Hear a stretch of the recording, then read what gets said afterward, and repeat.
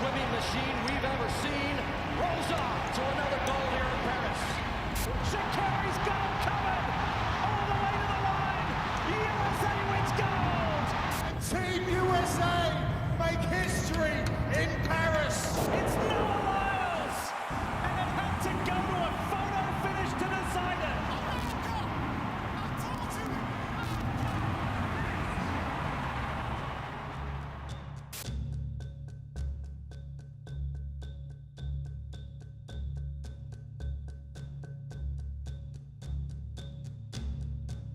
Content warning, discussions of racism, misogyny, anti-indigeneity, and forced removal of unhoused people.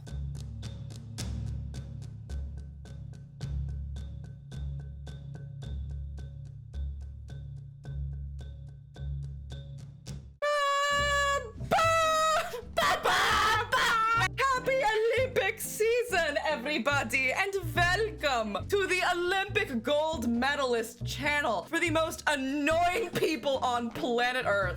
We have won the doubles gold medal for annoying YouTubers. Gus, how does it feel?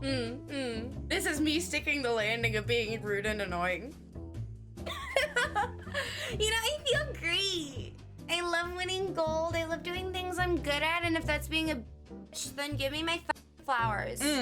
We've worked really hard for this moment. We've gotten louder. We've gotten more annoying. We've gotten more mean. I'd like to thank my parents for supporting me as I live in their basement. And Not in a fucking basement, bro. whether you're new here or you are a longtime clown, we appreciate that you're here, willing to chit chat with us about the thing that everybody is talking about, not JoJo Siwa, the 5-ringed, not Thanos, not Sonic, mega event of every 4 years, the Summer Olympiad! I'm staring at Val because I know I wouldn't know shit about the Olympics right now if they didn't freaking force me to watch it. I think 4 days in, I got interested. Once I saw Leslie Jones screaming for Katie Ledecky, that's what got me. Oh my God, I'm about to throw up. Let's go, Ledecky! Swim, baby! Show 'em what you got, baby! Ledecky! She is a champion! Let's go, Ledecky! Something that I realize is that my parents don't watch the Olympics. My grandparents watch the Olympics. So I grew up watching the Olympics because of my grandparents. And so I saw a lot of those like big moments with Michael Phelps in the pool, with Usain Bolt, figure skating. At the end of the day, it's fun and it's really cool to see the athletes all come together and make each other better. Although we do think it's important to point out that there's so many controversies, we probably can't even fit all of them into the video. It just feels like it wouldn't be in the good spirits of the event to not address it. We want these athletes to have a good environment. We want the cities that the Olympics in to be good. At the end of the day, hearing all of these horrible things that happen because of the Olympics, or all of these horrible things surrounding the Olympics, or all of these random controversies that just get brought up by transphobes, like all of these things actually end up overshadowing the athletes. A lot of what people remember from Rio 2016, it's not what the athletes did, it's how badly Rio turned out because of hosting the Olympics. And that's horrible. First, we're gonna start with the good things, the things that we think we appreciate about the Olympics, some of it about this Olympics in particular, and why we think that this is not an event that we just kind of want to throw away. We think that this is something that's worth workshopping and improving. One thing that we feel is like a reason why the games should keep going is because they have changed a lot over the 130 years that they have been going on since they've been revitalized. The guy that revitalized them 130 years ago said that women would bring shame to the games. As we'll go over later, they have not brought shame, they've brought pride. While they don't need to prove anybody wrong, they have. Inherently, by doing what they do, They have. They haven't not only not brought shame, but they've actually, in a lot of ways, become the centerpieces of the game. Names like Katie Ledecky. The dominance in which Ledecky has performed has really been unequal. And that's why I think she's closer to one as far as the greatest of all time. Because even Michael lost some races. Sha'carri Richardson. Ahead of the pack. Job done in round one. Welcome to the Olympic Games, Sha'carri Richardson. Simone Biles. That was one of the best Yurchenko double pikes. Alona Mar. Alona Mar, the hands in the air. They've done what no other American rugby team in sevens have ever done before. Several others are dominating the news coverage and are dominating the Olympic headlines. It might be rainy, but it's not dampening the celebration of the U.S. women. Youngest Olympic wrestling champion in U.S. history. The greatest open water swimming in the history of the sport. Sydney McLaughlin-Levrone. It's a world record and back-to-back gold for Team USA. So we feel like if that change can be brought about in 130 years, it's worth at least trying to bring about more change. It's been done. Not to say it's perfect, there's still plenty of ways to go, but I do think it's worth it to attempt to get there. The other thing that's really disgusting about the original history of the games is that they used to bring people in from poorer countries. They'd force them into the country that they were hosting the games in. They would put them in a category, in a separate category from the other Olympians, and they'd make them do these sports, but they wouldn't explain the sports to them properly. And so they basically just used these people from poor countries as laughing stocks. And they also used that to say white people are better at sports. So to go from that to seeing dominance from black and brown people from countries that are marginalized, it is a big step that we have taken. The bar is very low. However, I feel like it needs to be acknowledged that we have come really far in the short history that we have had. And I think that we can make more change. I think it's worth elevating these athletes. They work so hard. And because when an athlete makes history for their country, it means a lot to that country. Alfred wins the nation's first Olympic medal. There is going to be an island-wide motorcade, the likes of which has never been seen in St. Lucia. Pakistan take the gold, their first ever gold medal in the athletics.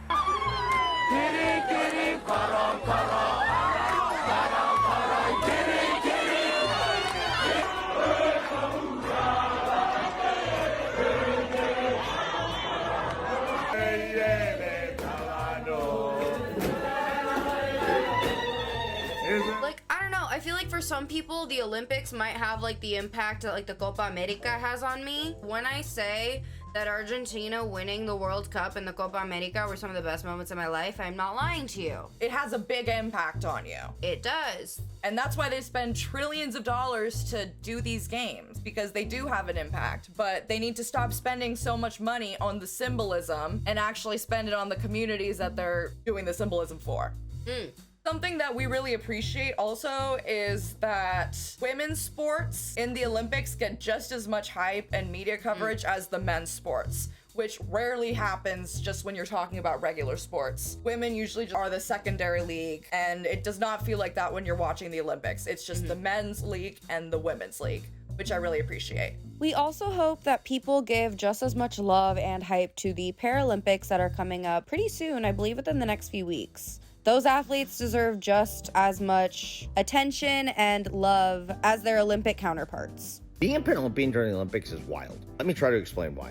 Imagine you are at this incredible party. Just people from all over the world there. Everyone's having a great time. It's party everyone wants to be at. People can't stop talking about it. It's just the best. And in the back of your mind, remember, well, I've got my party in 2 weeks. I hope everyone remembers. I hope everyone at this party knows that they're invited to my party. And if they had a good time at this party, they're going to have a good time at my party too. That's pretty much what it's like. The Olympics are awesome. You should keep watching the Olympics. Olympics are incredible. I'm not going to stop watching. As Paralympians, it's sort of like, don't forget that you got a couple weeks off and then we ride again. We Team USA or whatever nation you might be supporting. So consider this your official invitation, starting August 28th, to watch Paralympic Games. The other thing that we think is really cool about the Olympics is it gives platforms to sports that might not be so popular. Now I got a new favorite sport. Why didn't nobody tell me how electric synchronized swimming is?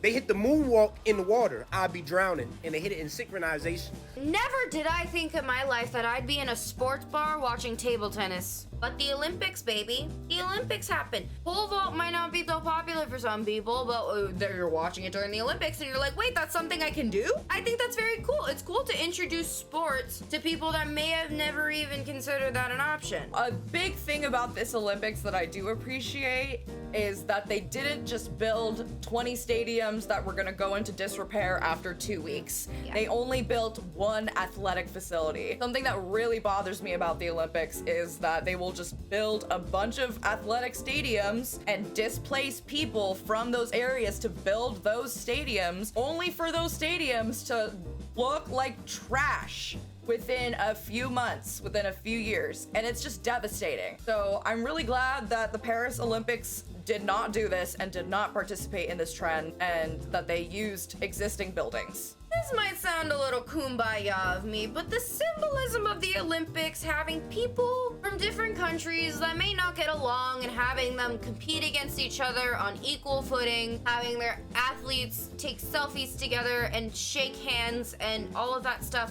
That's what's so bomb about the Olympics. Everybody coming together and competing in the games. Everybody's cheering for everybody because everybody's out there working their ass off, and I love it. That's great, because in a world with this much hate, we kind of need a bit of kumbaya. 颁奖时候戴着的徽章是西班牙奥委会的一枚徽章，因为在半决赛中我的对手。Agora aparece também para auxiliar lá Tamires. Olha Tamires e o torcedor aplaude. It can show people, hey, that person is not that different from people like me, because I'm watching a 20-year-old do the pommel horse, and I'm also watching a 20-year-old from another country that maybe I don't like so much do the pommel horse, but they really aren't that different. So I do think it could show some of that. One of the selfies on the podium even included athletes from North and South Korea, smiling together and showing off their silver and bronze medals. Although this was done by most athletes on the podium together at these Olympics, it can't be understated how historic it is to see people representing both those countries interacting amicably. However, in a world where we literally will have an Olympic truce for 2 weeks, where all of us will stop fighting and then we just get back to it 2 weeks later. Feels a bit performative, doesn't it? I would much rather live in a world that exemplifies those ideals, so the Olympics really feels like we're doing more of that. Yeah. Rather than like, oh, we're spending a lot of money on symbolism. Yay. One nice thing about the Olympics this year has been like, there's just a feeling of like, I feel like togetherness. One beautiful one to come to my house. And who's the beautiful one? It's the one with the sparkly t-shirt. Can we go and pick her up? You feel closer to the athletes because you're watching their TikToks while they're at the Olympics. Oh, congratulations. She has pictures of me. I do, and many. I never took gymnastics, but I'm flipping. So I gave my custom pen to Simone, and she's gonna give me hers. Yay! So exciting!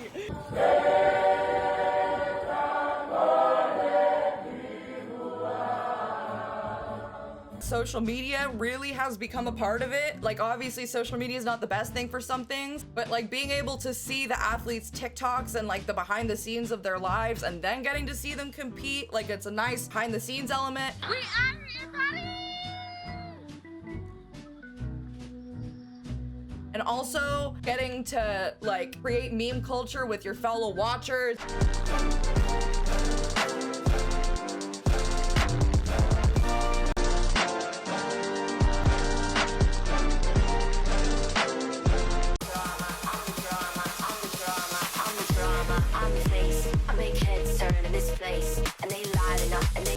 Don't tell me nothing, I'm just gonna have fun. So keep the party jumping so what's up?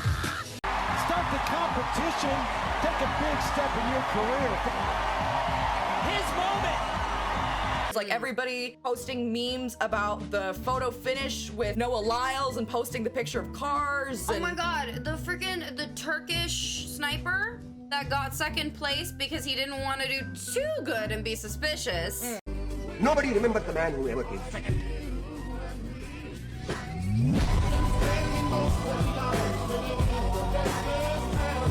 What about the Norwegian muffin man who loves the chocolate muffins at the Olympic Village? I feel like you're just here for the zip line. What?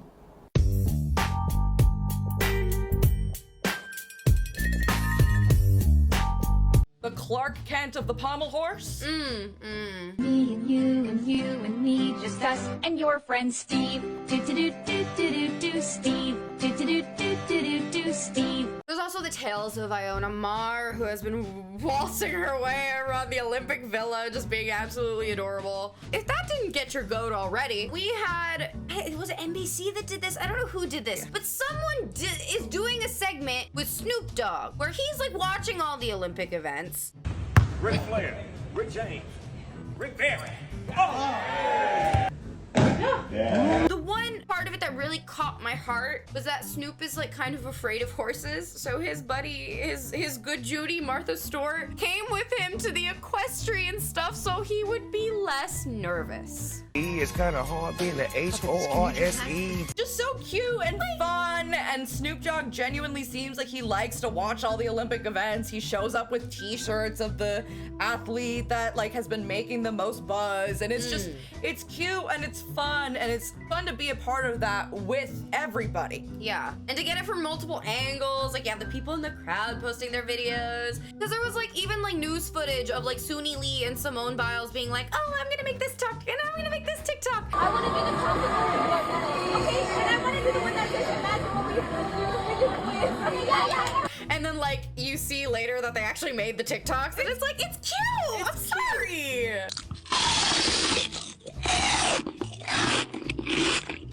I want to know what I would do if I didn't win. I guess we'll never know. And I think it also gives us the opportunity to like see them as people other than athletes. They're not just like physical powerhouses, which they are. We're not gonna say they're not, but they're also people that have like interests, and they're funny, and they live life like the Love Island Villa, and they like chocolate muffins and wear glasses. I don't know. And they like cats. Yeah. Something really cool about the Olympics is that they really make sure to showcase the athletes celebrating their accomplishments after all of these years of hard work. And they always make sure to broadcast the reactions from their coaches, from their families, from their teammates, and it's always just so priceless to watch. Not only do they know how much hard work they've put in, they've been seeing these people in practice, going to practice, doing all the things that they need to do to succeed. I love that they keep them mic'd and cammed up during the races, because it's so nice to see their reactions. I love it. It's very wholesome. Baby, you're the Olympic champion!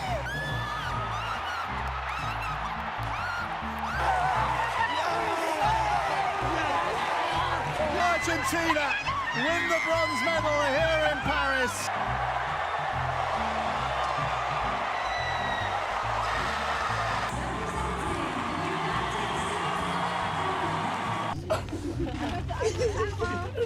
Your sister just won a gold medal.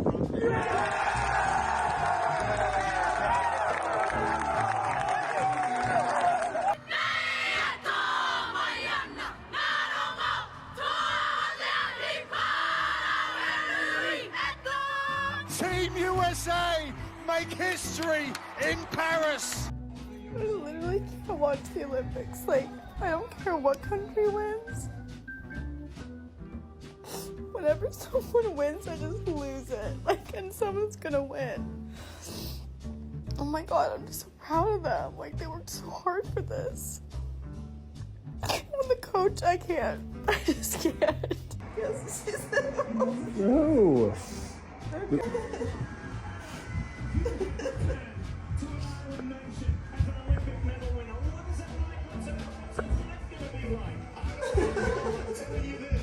So here are some historic moments that have happened within the last week and a half during this Olympics that we wanted to celebrate. Italy won their first team gymnastics medal since 1928. Brazil won their first team gymnastics medal ever.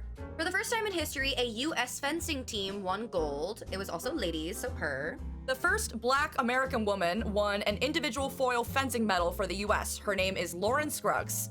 St. Lucia won their first ever medal. It was Julian Alfred in the 100 meters. My girl got gold. Dominica also won their first ever medal, another gold, for Tia Lafont in the triple jump.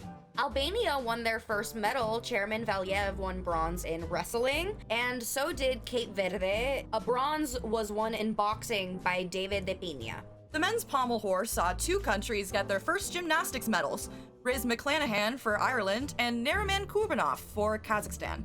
Cindy Ngamba won the first medal for the refugee Olympic team, a bronze in boxing. Also, she's a lesbian, so let's go lesbians! We love the representation. Botswana won their first gold medal when Leslie Tebogo won the 200 meter. Jasmine Moore became the first American woman to win an Olympic medal in the triple jump. Leon Marchand is being hailed as the next Michael Phelps, winning 4 gold medals and setting Olympic records each time. They also have the same coach, so the comparisons are apt. Is that French guy? Yeah. Cool. The US 4x400 meters mixed relay team broke the world record during their preliminary heat. Brazil's Gabriel Medina scored the highest single wave score in Olympic surfing history and is the star of one of the coolest photos we've ever seen. Egyptian fencer Nada Hafez competed while 7 months pregnant. Batty. Talia Nimor was the first person representing an African country to medal in artistic gymnastics. She got gold in the uneven bars. She's also one of 6 athletes to ever medal for Algeria. There was a lot of stuff with her barely being able to compete because she had to switch to Algeria and the French team didn't want to let her, so good for her for getting that gold after all she went through. Alejandra Valencia became the first Mexican archer to win multiple Olympic medals. South Korea's female archery team won its historic 10th gold in a row. They have won every single gold medal since women's archery was first introduced in 1988. Now that's dominance. I'm gooped, wow. Isabella Worth became the most decorated dressage rider in history. She won her 14th medal at age 55. Novak Djokovic became the oldest player to win Olympic gold in tennis singles in history at the age of 37. Katie Ledecky now has the most medals of any American female Olympian. She's also the first woman to win 4 consecutive golds in an Olympic event. Many snaps for Katie Ledecky, who also has POTS, a disability that makes you very fatigued, which is incredible that she is a long-distance swimmer. Get it, girl. Mexico has more women representing men in the Olympics for the first time ever. Let's go. Carlos Yulo is now the most accomplished Filipino athlete in Olympic history, winning 2 Olympic golds this Olympics. Kristen Faulkner became the first American woman to medal in the road race in the last 40 years. What's the road race? Cycling. Sorry, I didn't know what the road race was. I was thinking Roadrunner. No, cycling. Nigeria's female team was the first of any basketball teams in the entire continent of Africa to make it to the quarterfinals of the Olympics. Jinwen Zhang won China's first ever women's singles medal in Olympic tennis. She got a gold. Simone Biles is now the most decorated American gymnast in history and also a living legend. Suni Lee became the first American woman in history to win multiple medals at the uneven bars. The US women's rugby team won their first medal in Olympic history. Rugby is not a huge sport in the United States, so this is pretty cool. Alona Mar is also a part of that team, and she is a sensation, the newest bombshell that has entered the Olympic Villa. Mother!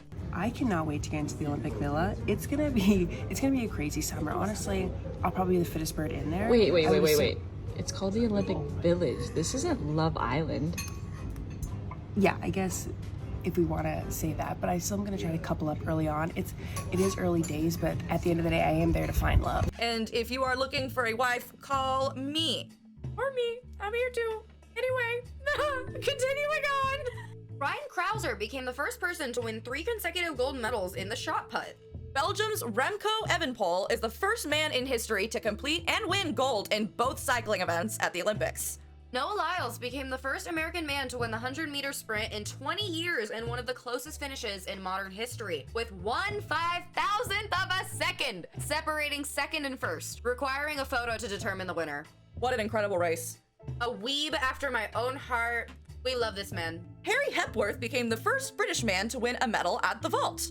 Guatemala won their first gold medal ever. The girl to take it home was Adriana Ruano Oliva. She got it in women's trap. Like trap beats? Like DJ? What's trap? A discipline of shooting. And this morning we actually saw the world record get broken in pole vault by someone representing Sweden, Mondo Duplantis, 20 feet and 6 inches. And he looked like he cleared it easily, and he probably could have gone for more.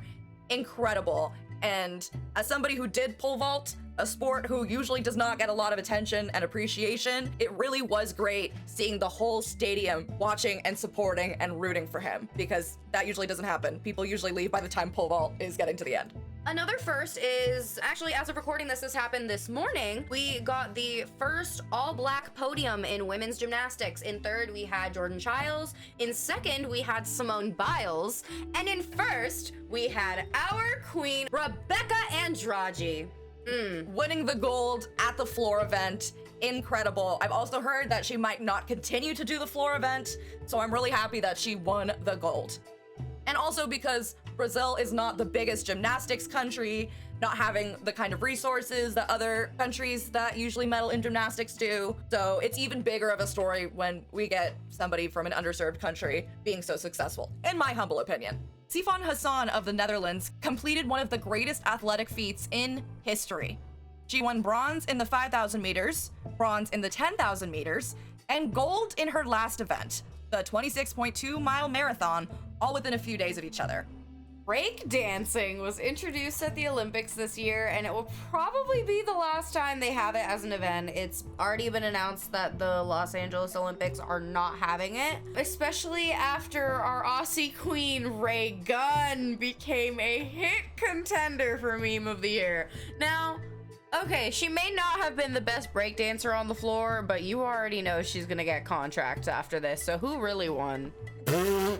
There's lots of moments we might have missed, and if you want to let us know about one, tell us in the comments. We have a lot of respect for the athletes competing at this level, and we also want to recognize the pride that their countries have for them. So while all of this is extremely impressive and we totally believe that these athletes deserve their flowers for their hard work, we feel it would be a disservice to not speak on the controversies that have been taking place in these here Olympics. A quote that stuck with me since we've been working on this video is that even though controversy is not listed on the official Olympic program of the sports that they have, it's always been part of the games. Especially when you get a bunch of countries together, a bunch of different athletes all in one city, all vying for the same thing, something's gonna happen. And plenty has this summer in Paris. So, Paris 2024 Olympics is the hottest ever on record. A fact to go along with this that is just so peachy keen is that the Olympic Village did not have AC. Now, the reason for this is because they wanted to make this a more sustainable Olympics. There were plenty of other things that you could have done other than not give high performance athletes their air conditioning during the hottest months of the year, during one of the hottest Olympics on record. Not a good idea. France did not allow athletes participating under their flag to wear the hijab, either to compete or for the opening ceremony. So much for liberty and equality, right, France? A convicted child rapist who didn't serve the entirety of his prison sentence played on the Dutch volleyball team this Olympics. I don't have anything more to say about that other than ew. A staffer on Canada's soccer team sent a drone to watch their competitors practice. Great idea! A British dressage rider withdrew from the games after a video surfaced of her whipping a horse during practice. Drag queens pissed off the world when they recreated the Last Supper, which was actually just the Feast of Dionysus, but no one seems to care. There were mass strikes throughout different sectors of the economy to improve working conditions, and this is something that has happened at other Olympic Games. There was a COVID-19 outbreak among the swimmers and likely attendees. Moroccan fans stormed the field during their soccer game with Argentina after getting angry that there was too much stoppage time added to the end of the game, and a goal was made within that stoppage time from Argentina. Noah Lyles ran in the 200-meter knowing he had COVID-19. This could potentially destroy his athletic career forever. I'm just gonna go ahead and say what a lot of disabled people know, a lot of people with long COVID know about Noah Lyles. This very well will likely be Noah Lyles' last Olympics ever. And while a lot of people are celebrating this inspirational narrative that he overcame COVID, it's not a happy story, not even a little bit. Particularly as a black man. One of the worst things you could do to your body once you have diagnosed with COVID is to exert yourself physically. That increases the risk of long COVID. And COVID itself attacks your body similarly to HIV. People with long COVID have been struggling to get treatment post-viral infection, and that goes double for black people who are experiencing long COVID. It's really unfortunate because I'm sure that he was put under so much pressure to make that decision, but at the end of the day, he probably infected other people by doing that. So I don't think it was the right decision, both for his health and for the other athletes around him, but I can also understand the immense pressure that he was under to race. I mean, that's what he's been working for his whole life. I can imagine it would be very hard to make the decision to not do it because you're sick, especially with all the pressure that he has. We're not saying this to come for him. We're just saying it kind of sucks. The people of Paris, in their true rebellious fashion, threatened to take a in the Seine the day the mayor was going to take a swim in there to be like, hey girly pops, it's totally safe, look, I'm even doing it. I love that they were like, we shall poop, liberty, equality, fecal matter. Like, wow. So athletes from Russia and Belarus were not allowed to participate under their flags for twofold reasons. One of these reasons is that Russia broke the Olympic truce by fighting Ukraine during the weeks that the Olympics was going on, which you're not allowed to do. The other thing was that they destroyed Ukrainian athletic facilities, making it harder for athletes to train and impeding their ability to go to the Olympics. So if you're an athlete from those countries, you can still participate, you just can't participate under the flag of those countries. You have to be a neutral athlete. However, Israel did the exact same thing as Russia. They're actually using a soccer stadium as a detention center, and they literally bombed Gaza the day after the opening ceremony. They are still allowed to participate under their flag. They still play the Israeli anthem. Some countries are allowed to do certain things and others aren't. Obviously, we have our opinions on this. If you've been around these parts, you know exactly how we feel about this. But at its core, it's a consistency issue. If the Russian athletes are going to have to compete as neutral because of Russia breaking XYZ rules, then Israeli athletes should also have to compete under neutral for breaking those same rules. It just doesn't make any sense. There's no consistency. And you know what the reasoning was? Oh no. We're not gonna get political. Ah! You're telling me you're gonna have an event with every country in the world and it's not political? The Olympics is not political. Okay.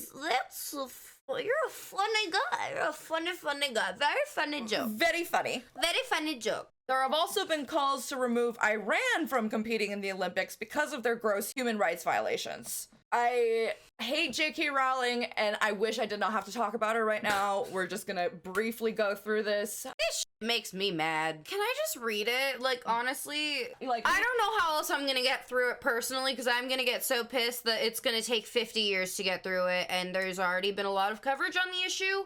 In 2023, the International Boxing Association disqualified Algerian boxer Iman Khalif because of, quote, high levels of testosterone. This association was barred from making Olympic decisions based on allegations of corruption and Russian bias. So who cares what they have to say? The new committee deciding on boxing stated that Khalif met all requirements and was a cisgender woman able to compete in the Olympics. When it came time for Khalif to compete against an Italian boxer, the Italian weaponized these testosterone claims when she quit her match against Khalif after 46 seconds, refusing to shake her opponent's hand and claiming she got hit harder than she'd ever been hit. That's how boxing works, baby. One person in the ring is stronger than the other and you punch your way out. If you're not the strongest, I'm so sorry. If you don't want to get punched, find another sport. I don't know. I come in, I think I'm gonna punch her in the face, but she doesn't let me. She started punching me in the face. Go and look. I never seen it before.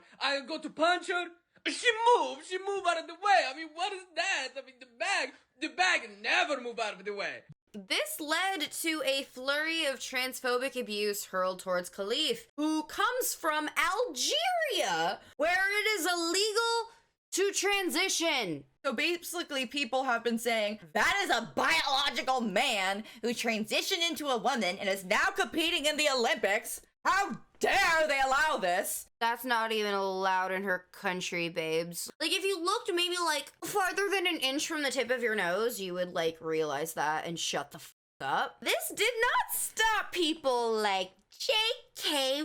Rowling over having a little tantrum over it.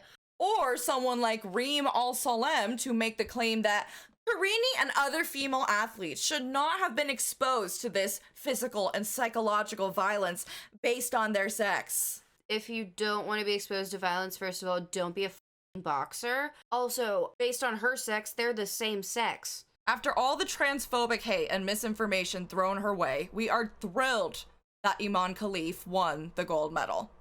We are so upset about this.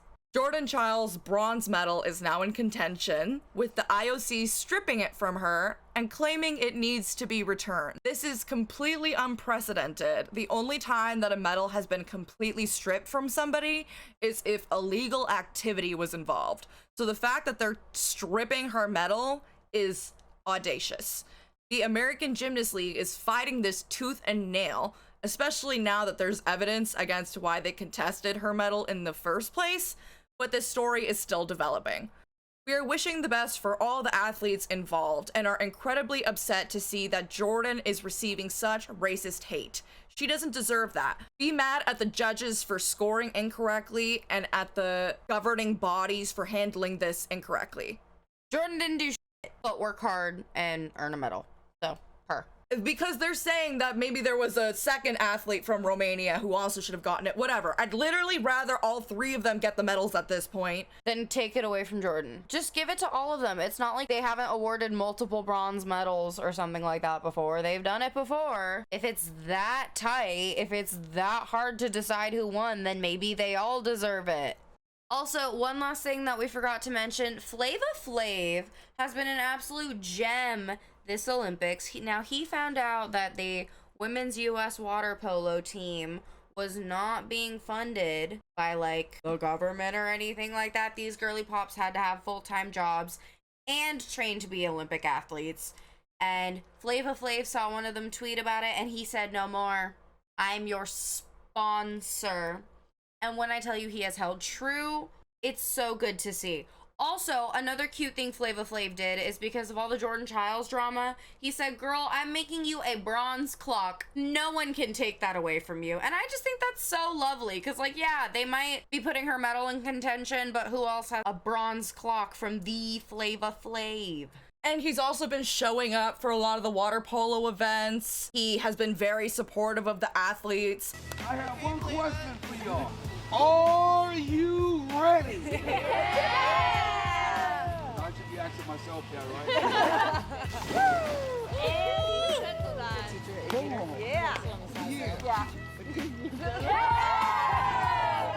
And there was somebody else who posted that she wasn't even able to afford her rent even though she was an Olympian, and Flava Flav was like, hell no, I'm going to take care of that. And I think that's really nice. However, the reason why we're not putting this in the Happy Feely section is because we don't feel that Flavor Flav should be stepping in for athletes in the United States of America to have to pay their rent. I understand that other countries may not have the resources to fully fund their athletes, but the United States definitely does. Especially in a country that puts so much pressure on their athletes to be high performance. Like, okay, you want them to be the best of the best, but they have to have a 9-to-5. Like, baby, you don't pay for our healthcare. At least give these athletes what they need to be able to perform at their best like you expect them to. Or stop caring so much about the Olympics. Y'all get to pick. Yeah, because if we didn't care so much, okay, maybe whatever, it's not the biggest deal, like, whatever, I guess. When Olympians do well, they get invited to the White House and they get paraded as American heroes. Yeah.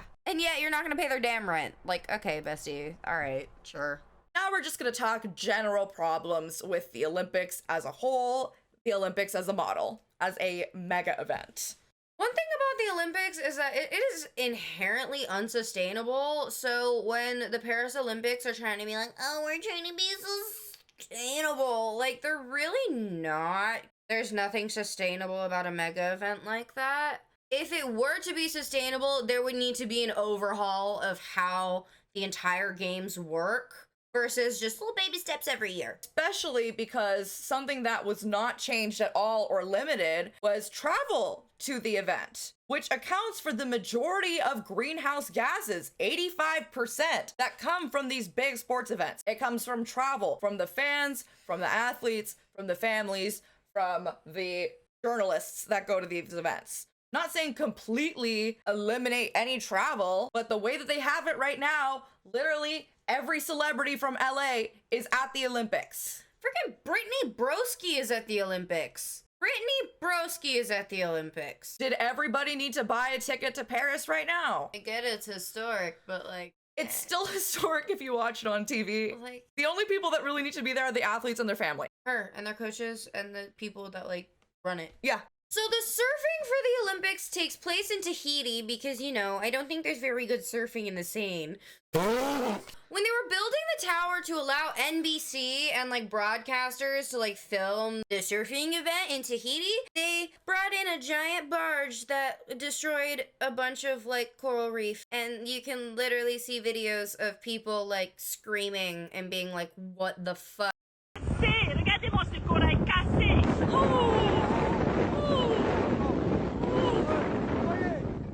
But yeah, most sustainable Olympics ever, right? That's what I'm saying. If you're gonna actually be sustainable, maybe use some drones and give the athletes air conditioning. I think they're skimping on the wrong things. Another big issue is that a lot of the sponsors of the Olympics are major polluters of the earth. So the Olympic Committee could have done something huge by saying, you know what? We don't want any of these sponsors who are major polluters.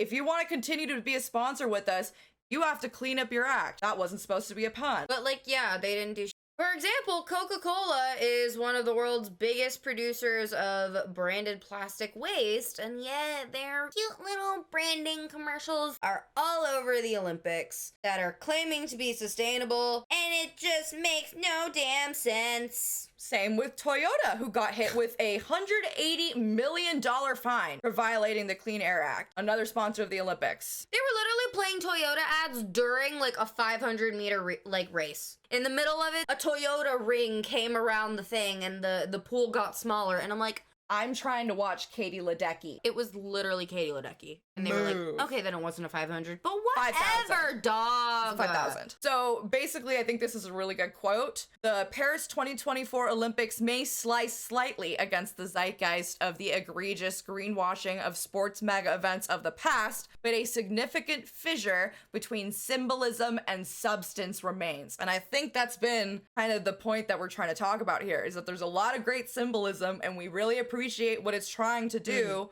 but a lot of the substance is missing. And this isn't just us saying this. An indigenous sports scholar, Christine O'Bonaswin, who is a member of the Abenaki Nation in Quebec, basically said the Olympic sustainability stuff is a smokescreen. They're just, look over there! Look over there! Oh, isn't that nice? We only built one facility, but we're still gonna destroy coral reef in Tahiti. Exactly. Isn't that nice? We're gonna give our athletes cardboard beds, but then we're still gonna kick out unhoused people from the streets. We'll get there. Another thing is that the Olympics honestly sucks for the host cities. Nobody wants the Olympic in their cities at the end of the day.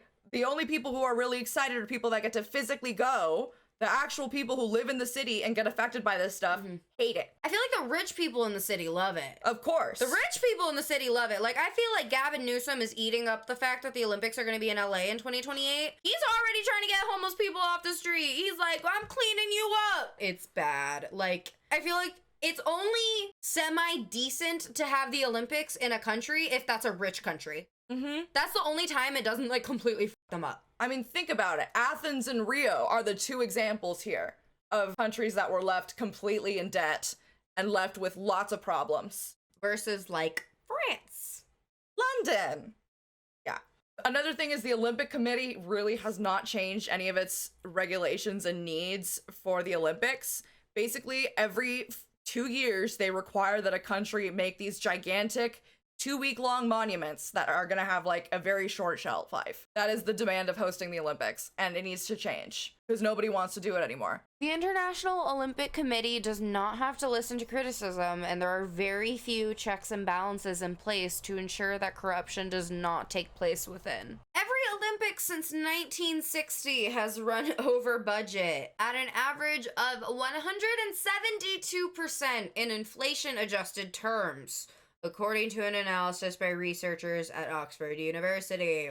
So think about it. Our politicians in the United States tell us all the time that we do not have the money for extra programs. We don't have the money to give you healthcare. We don't have the money to pay for your student loans. Then don't host the Olympics, which are going to be trillions of dollars. Among other things, obviously, but that's what we're talking about here today. But the reason why a lot of these countries are willing to take on all of that debt, they're willing to build all of these stadiums that go into disrepair, is because the Olympics are an avenue for soft power. Now, Gus, tell the people who might not know, what is this soft power we're talking about? It's not a mattress. The Olympics have long been a platform for soft power, the use of culture and values to shape people's opinions in order to achieve political outcomes, particularly internationally. Regardless of how many medals are won or lost, that is the real game of the Olympics. I mean, think about it. 3.6 billion people watched the opening ceremonies in Rio. So to have that kind of attention on you, to be able to project an image to the world of how you want your city, which is a representation of your country, to look, that's a big opportunity. So these countries are willing to take it. Okay, not only are athletes from countries that are doing shady shit allowed to participate, which I do think they should be, places like Russia and China are allowed to host the Olympics. So they're allowed to project whatever image they want onto the world and be like, hey, look over there. And the reason why the Olympic Committee will not change that is because they make a lot of money from doing this. Yeah. Well, I mean, if they can go 172% over budget every year, then yeah, they get a lot of money. Why would they want to forfeit that? No, they wouldn't. They wouldn't want to forfeit even the chance of that. And you would think with the history of one of the worst regimes in history, the bad Germans of World War II. I'm trying to not get demonetized. I know it sounds silly. It sounds silly, but I'm sorry. Yeah, sorry. They hosted the games in 1936. So you would think that you wouldn't want to be giving this opportunity to countries who are also committing human rights violations, right? Apparently not, because money. And this all ties very neatly into a concept called sports washing, where countries will basically try to get you to be so invested in their sports that you don't look at all the bad stuff that they're doing. Like, you know, China, look how good we are at gymnastics. Look how good we are at shooting. Look how good we are at all of this. It doesn't matter what we're doing over here. Plenty of other examples in this case. Israel putting athletes in, etc. Basically, we think that France is also committing sports washing because they are trying to project themselves as a country of liberty and of equality, one that really cares about the marginalized at the edges of society, right? Yeah. But imagine my shock when I found out that 12,500 people were forcibly removed from their homes, from tent cities, from slums. They were forcibly removed to clean up the streets for the Olympics. And all of these are marginalized people, unhoused people, migrant workers, usually from Africa, users, sex workers, people who are at the borders of society. Yeah, so basically, in an effort to put across this image of freedom, liberty, blah, blah, blah, blah, blah, they're trampling on marginalized people to do that, which isn't very freedom hoorah of you, now is it? No. Also, not letting French athletes wear their hijabs for 500. Another example. We also didn't get to discuss the many abuse stories that have surrounded the Olympic athletes and their teams of coaches. We hope that in the future, more protections can be put in place to protect the athletes. So yeah, basically what this all comes down to is we think that the Olympics needs to be drastically changed. We do think that it can be an avenue for good. We do think that it can be an avenue for inspiration and for great things to happen, but it should not be at the expense of the host cities and of the most marginalized people that live there. And don't get me wrong, like we said in the beginning, in 130 years, a lot has changed. So we do have faith that things can change. Even people that are actively organizing against against the Olympics feel that with organization and with proper changes put in place, things could be great. The Olympics could actually be wonderful. Because like, we don't want the end of this video to like make you think that like we're not so proud of all of the athletes that did their thing and rocked our worlds, like Steve-O, Ledecky, you know, so many people that we've mentioned in this video that have been absolutely killing it. We just feel like it's also kind of what the Olympics wants. The Olympics wants us to only talk about that, not the bad stuff. We're not gonna ignore the good stuff and the amazing things that the athletes did, but I'm also not gonna fall into the trap of not talking about the other stuff. Yep, I agree. Thank you so much for joining us. We really appreciate it. And if you made it this far, let us know what you think and how you think the Olympics could be improved. We'll see you next time. Bye.